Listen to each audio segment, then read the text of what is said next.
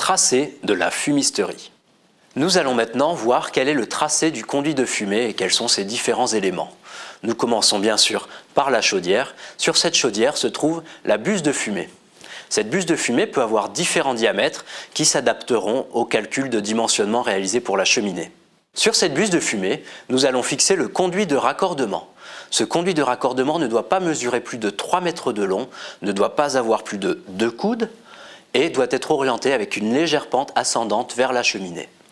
Le conduit de raccordement doit en général être le plus court possible afin de limiter les risques de défaillance du conduit.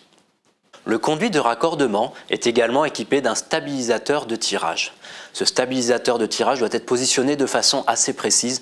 Nous verrons dans une prochaine leçon les règles exactes d'implantation de ce stabilisateur de tirage. Le conduit de raccordement est raccordé au conduit de cheminée. Donc le conduit de cheminée est la portion généralement verticale de la fumisterie, grâce à un T de fumée. Il permet de collecter les suies lors du ramonage, soit par un tampon, soit par une trappe de ramonage disposée sur son côté. Pour finir, le conduit de fumée. La longueur, le diamètre, le matériau, l'épaisseur du conduit de fumée doit être déterminé par le calcul de dimensionnement. Le conduit de fumée débouche en toiture avec des règles également très précises que nous verrons plus tard.